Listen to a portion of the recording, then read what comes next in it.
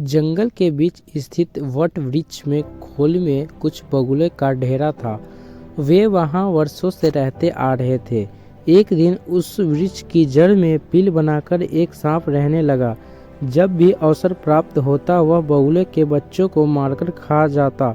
अपने बच्चों को मारे जाने से बगुले बड़े दुखी थे। वे किसी तरह उस सांप से छुटकारा पाना चाहते थे। एक दिन वे नदी किनारे उदास बैठे थे।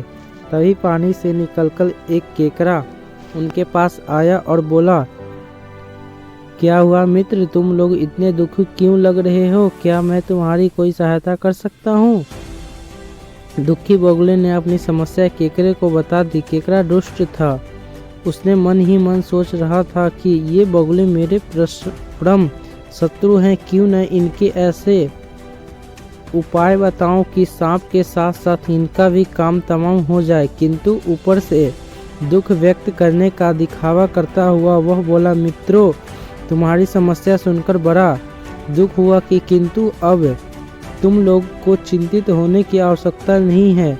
मैं तुम्हें एक ऐसा उपाय बताऊंगा जिससे तुम्हें सदा के लिए उस दुष्ट सांप से छुटकारा मिल जाएगा। केकड़े की बात सुनाकर बगुले प्रसन्न हो गए और बोले, तो फिर ढेर न करो मित्र और शीघ्र हम अपना उपाय बता दो। तुम लोग कहीं से मांस के टुकड़ों की व्यवस्था करो। मांस के टुकड़ों में से कुछ टुकड़े नेवले के बिल के सामने डाल दो।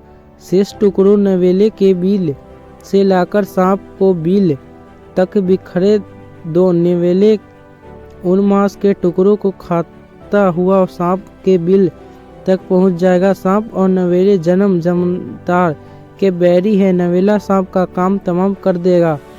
तुम लोगों को सांप से सदा के लिए छुटकारा मिल जाएगा।